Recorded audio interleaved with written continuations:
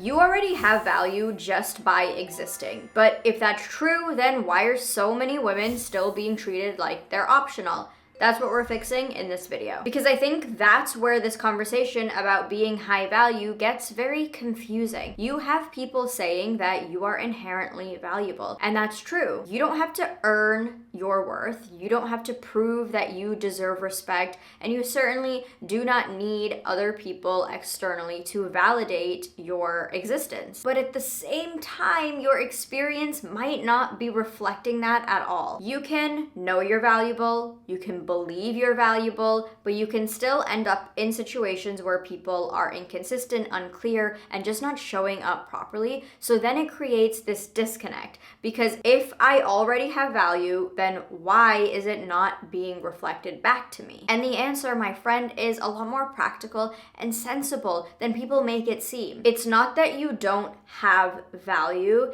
it's that this inherent value that you believe you have and that you know you have is just not being upheld and reinforced and protected by your behavior. So let's start here. When we say high value and when we really understand the term high value, we're not talking about some elitist sort of entitled energy or behavior that is just super hard to attain. It's not this version of high value that we have seen in the media and like on social media and stuff. It's simply the opposite of average. And average behavior is not bad. Don't get triggered on me. It is not bad. It is just very unintentional. It looks like constantly saying yes when you actually mean no. It looks like giving the benefit of the doubt over and over and over again, even though you know that this person doesn't deserve that. It looks like explaining a little more than you need, staying a little longer than you should. And the tricky part is, and where most women get stuck,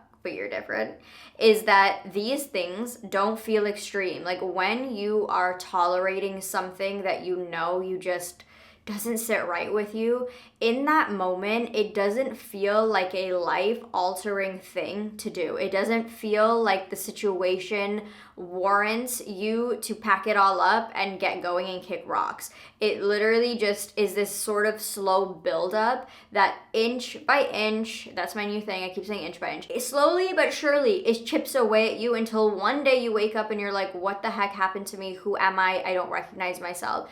But in those moments, it feels super small and minute. But over time, like I said, those experiences start to stack. Those micro moments where you constantly say like, whatever, it's all good, like I'll just deal with it, it is what it is, they start to define the experience of treatment that you get. So when you shift out of average behavior, which is just unintentional behavior, you're not becoming someone else. You're just no longer accepting what is keeping your standards low. You're no longer participating in things that keep reinforcing your low standards. And quick shout out to Incogni for sponsoring today's video. I had never Googled myself until last month, and when I did, I was a little shocked. I wasn't aware that there is so much personal information, like your home address, your phone number, like information about relatives even, that is just sort of floating around on the internet. So the reason why it basically ends up on the internet without you putting it there, because I know you didn't do it and I didn't do it, is because there are these things called data brokers where they basically are just collecting your personal information and data and then selling it. So I started using Incogni, which they go in and remove all of that personal data and information from those sites for you. Instead of you having to go in there manually and do it yourself, they take care of it automatically for you,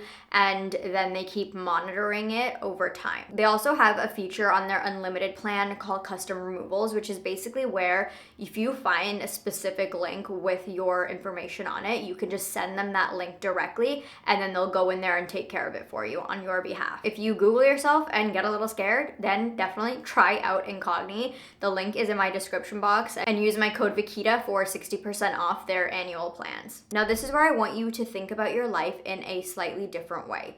Imagine your time, your energy, your presence as a whole is a space that people enter. And remember that naturally, any space that holds value is gonna have a barrier to entry. There is always going to be a barrier to entry when you are trying to get into a space that is valuable. Not everyone gets in, not everyone has the same level of access, and not everyone gets to stay. Think about exclusive bars, exclusive clubs. When I was in university, I would go to the same old bars, and there was always a barrier to entry. And there was a strip of bars that we would go to, and each bar charged a different cover fee based on the experience we were about to get inside. One of my favorites was a bar with a very low barrier to entry, and I knew the kind of experience I was gonna get when I went into that specific bar. There was another bar that I used to love to go to, which was more exclusive and more hip hop and rap vibes and more lounge vibes. And I knew that that barrier to entry was a lot more expensive. And as a university student, I could not go to that bar as often as I would have liked because, again, the exclusivity, the barrier to entry was higher than I could have afforded on a weekly basis. So I was always going to the cheaper spot with $2 beers. So I hope you see my point. Your life should have the same setup. Ask yourself honestly if you have a barrier to entry when it comes to your life. Are there specific things that need to be met for someone to access your time, for someone to stay in your life, in your circle, for someone to even be able to get in and encroach in your space, to have access to your energy, your presence, your attention?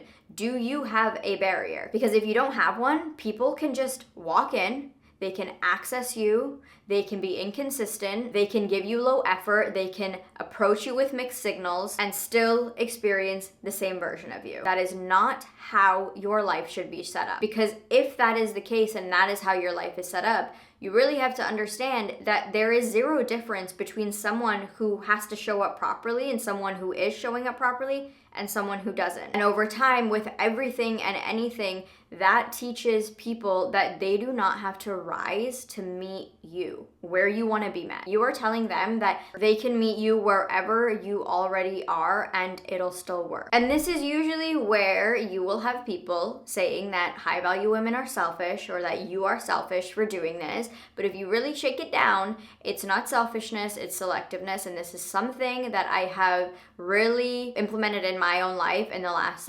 7 years when I began this journey. And it has truly just changed my life. It is not selfish, it is being selective. You do not have all the energy and attention and time in the world to give to everybody. Not everybody should be able to access your precious energy. It is just a fact of life, okay? High value women do not give the same level of emotional, mental, energetic, presence, attention, all of those things to just everyone. Not everyone should have access to those things equally, because if you are giving those things equally to everyone, then it's the same rule in business. If you're serving everyone, you're serving nobody. So you really have to narrow down and really think to yourself, what is the best version of me?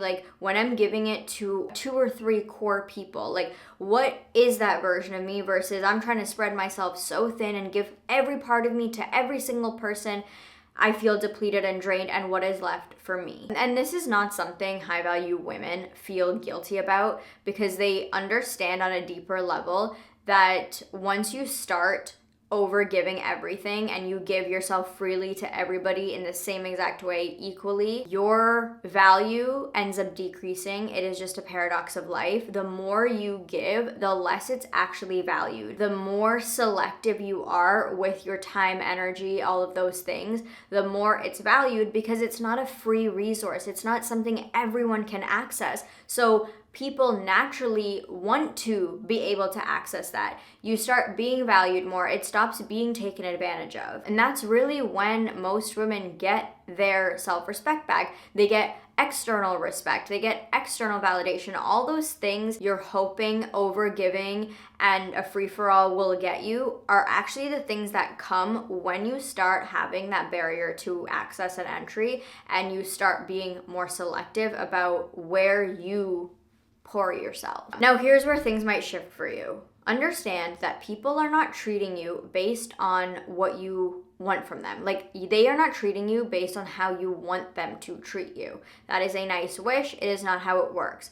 People treat you based on what they constantly and consistently experience from you. So if you consistently give chances, if you adjust things to make it work, if you keep trying to piece it back together and hold it together, that becomes the standard of the dynamic. You don't have to say this out loud. It is how energy works. It is a natural dance. It's the polarity of energies. You continue to demonstrate that you will adjust, you will fix, you will keep it together. That is what the other person now is mirroring and reflecting back to you. The two energies are, it's like giving and receiving. So if you're not receiving anything, that naturally puts you in the role of the giving. But if you are receiving things, then you know that you are in the role of receiving rather than giving. And there's always a fine balance, but there has to be a balance. And now this dynamic now becomes a standard because you have demonstrated that enough times for the energies to naturally shift themselves. You landed yourself in this role, which means this other person or these people are naturally in this other role. And once something becomes the standard, people rarely question it. We rarely ever wonder like, hey, just wanted to check that you've shifted your energy. So like, is that what you wanted? Is that cool with you? Because I'm going to start doing this. Like, no one does that. We just start operating within that dynamic. It's a natural positioning that we take. We follow suit with other people's energy. It's just what happens. So if you've landed yourself in those dynamics, no one's gonna ever question that. They're just gonna operate within that. So you have to then look around and be like, okay, are these the dynamics that I want to be involved in? Like, is this feeling good? Is this dynamic and energy exchange feeling good? Is it feeling beneficial? What is happening? Because if it's not, then you reevaluate. You shift your energy, therefore shift the dynamic to what you want it to be. Which brings us to the most important part of pretty much all of this, and that is a willingness to walk away. High value women have a very strong willingness to walk away. It's a very subtle knowing of like, if this doesn't work for me, if this isn't meeting me in the way that feels nourishing to my soul, I'm simply just gonna leave it. Like, I'm not gonna touch this thing anymore. I'm just gonna quietly remove myself from it. And that's how you operate. You don't need to make a big declaration when you have a willingness to walk away. It's usually very firm and concrete that you never need to announce it in a loud way, because you're not trying to announce it and then hope that other person comes running and begging for you. It's a simple, like, this isn't meeting my standard, I'm going to remove myself quietly. And if the dynamic comes back to a nice equilibrium, so be it. It's not really a problem for me. And that goes back to the part where I just said people aren't seeing your value, they're experiencing your standards. It's the same thing. When you remove your energy from something that doesn't serve you, you create a very clear shift. And the more times you do this, you start to reinforce that as your new template of what you operate from. That is now the way your identity is set up. Like, I don't experience anything lower than this. I do not accept anything lower than this.